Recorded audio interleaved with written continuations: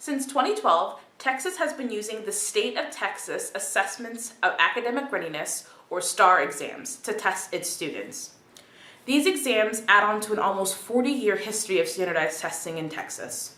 Before STAR, there was TAKS, or the Texas Assessment of Knowledge and Skills.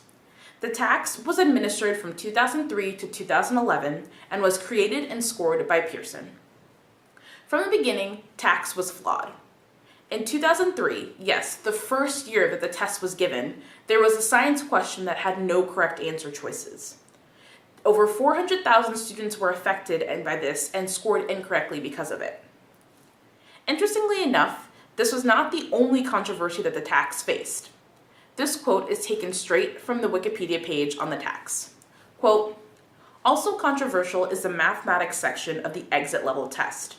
This section of the test covers Algebra 1, geometry, and minimal use of basic skills such as graphs, charts, and grids. The controversy lies in the fact that many students who take higher levels of mathematics seem to fail this test because it does not test their higher level skills. Instead, testing skills that they have not recently studied. However, many in the educational community praise the test not for testing higher level skills, but for its assessment of critical thinking based on lower level skills." Unquote. This criticism is not the usual one we see for standardized exams. It is interesting that some were frustrated with the TAKS for being too easy, not for being too hard. As I said earlier, STAR replaced the TAKS in 2012, and this was because of a Senate bill that replaced the TAKS and quote-unquote general course subject tests. Even though the TAKS was replaced, the vendor was not. Pearson administered the STAR exam from 2012 until 2015, when Texas changed vendors. Educational Testing Services, or ETS, would now be the vendor for STAR. As we noted in our video on standardized testing as a whole, as a vendor, Pearson has never escaped controversy. ETS has had their own share of troubles in Texas. In 2015, the first year that ETS had the contract, there were reports of technical glitches with the exams. These issues affected more than 14,000 students who experienced various issues, including having their answers erased. Ultimately, because of these issues, ETS was forced to pay the state of Texas $21 million in damages. Although you may not know the name, Educational Testing Services is the face behind many of the most popular exams in education. This includes the GRE, the Praxis, and the test of English as a foreign language. Going back to STAR, there is some insight as to how the exam is developed. Straight from the Wikipedia page on STAR, it says, "The Texas Education Agency, or TEA, Pearson Education, Texas's state assessment contractor, and Texas public school educators collaborate to create a STAR assessment. First, educators from all over Texas review the Texas Essential Knowledge and Skills, which is the statewide curriculum, to determine the objectives to assess on each grade level. However, there are usually guidelines to which questions should be tested more or not as much.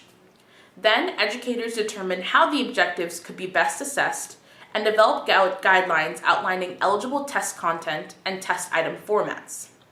This information is transferred to the TEA and given to Pearson Education, who develops test items based on the objectives and guidelines, and the TEA then reviews those items. Teacher committees are brought to Austin to review the proposed test items, and finally, the items are field tested on some Texas students, which is called a mock test.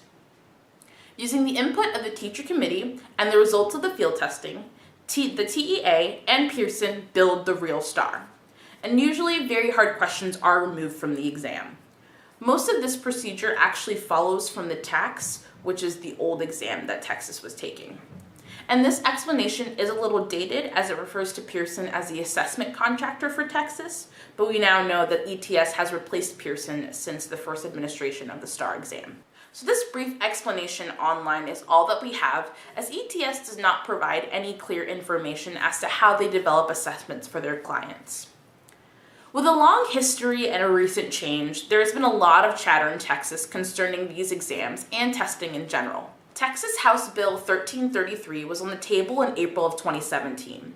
The bill would lessen the number of standardized tests that students are required to take, and it would also lessen the importance of the tests. A representative for the Association of Texas Professional Educators came out supporting the bill, but did voice concerns for one part of the bill that would let districts across the state use different tests. Texas Aspires, a group that lobbies for increased testing, obviously came out opposed to the bill, claiming that the weakening of the current system allows for more students to fall through the cracks unnoticed. Texas, which is a state tied to the culture of independence and states' rights, is really interesting to observe in the current battle over standardized testing. Be sure to watch our other videos on standardized testing in other states, as well as a general overview, which are linked below, and thank you so much for watching.